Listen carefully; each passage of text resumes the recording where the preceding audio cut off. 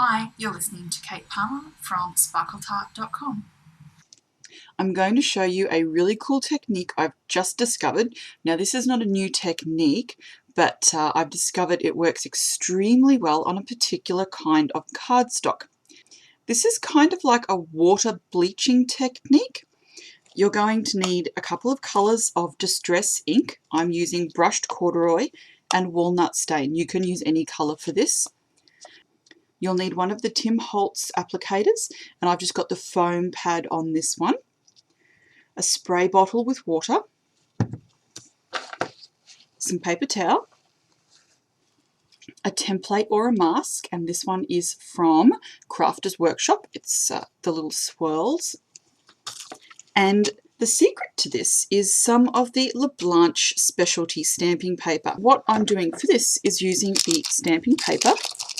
Now, of course, you could do this on a larger scale. It doesn't really matter what size. I'm just showing you what I'm doing, and then you can go and do it for yourself. Now, I'm going to start with the brushed corduroy, and it's best to work on a craft mat for this. You'll find that it's much easier to apply the ink. And all you're going to do is apply an even layer of the distress ink over the surface of the cardstock. As you can see, one of the drawbacks is if you put your fingers on the cardstock, you actually get fingerprints and they won't come off. The ink will stick to those. It's quite unforgiving in that respect. So if this was actually the image you were going to use, you would need to be extremely careful not to touch the surface that you will be stamping onto. Now next I'm going to use the walnut stain.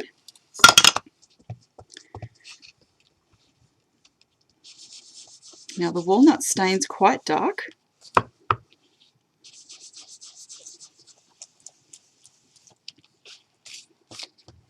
Now if this was on an image, you might not want to apply the walnut stain all the way across the surface.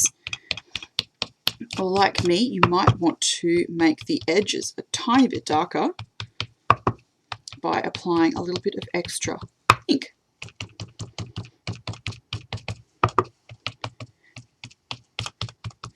Now you can sort of tap this on, pat it. Don't have to be too precise here.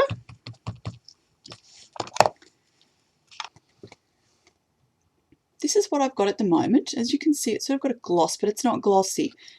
I think it may be clay coated. It certainly reacts differently to inks than normal paper.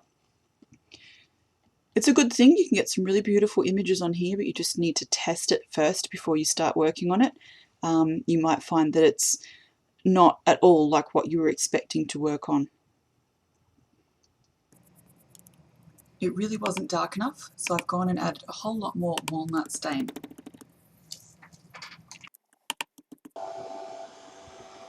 Make sure that your ink is dry.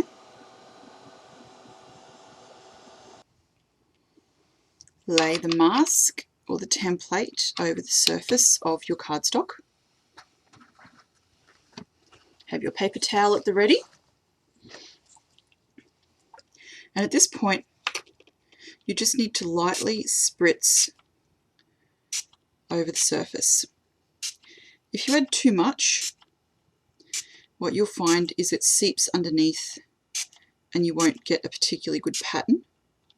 Okay, so once you can start seeing it seeping, remove it quickly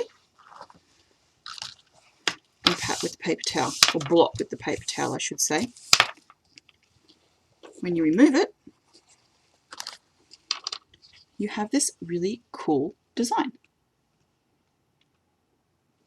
Now the more water you add, the more bleached the result will be, but you also run the risk of having that water seep underneath and basically washing off all of the colour, so it's a pretty fine line.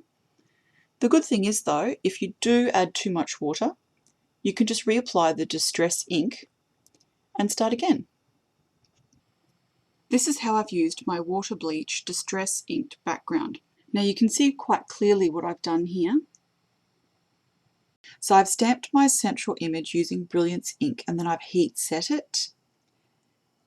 Make sure you don't get it wet though, because on this particular cardstock it tends to run a little more than you might expect. I know it shouldn't run at all, but on this particular cardstock it does. So I've stamped my image, I've coloured it using Distress inks and a water brush. Then I've used the ink applicator with the foam pad and applied my Distress ink, just like I showed you in the earlier part of this clip.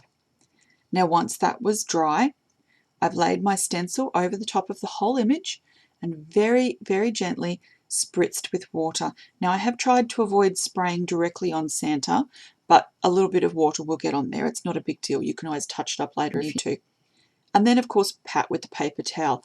And I think that has made a really interesting and fantastic background for that stamp.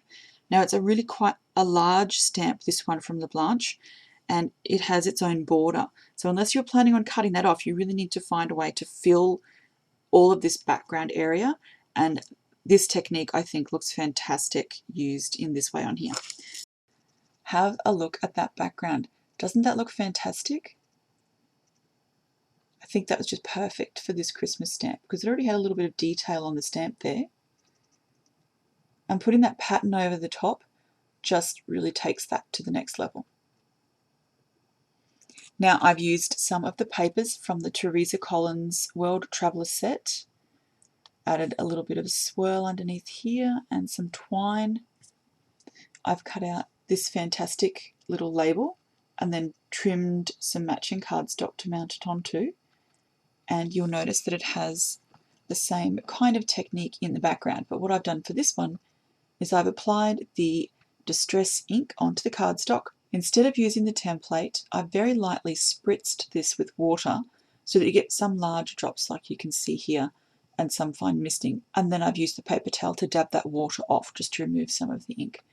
I love that sentiment, Dear Santa, to find naughty. I think it works beautifully with this LaBlanche stamp of Santa reading his list.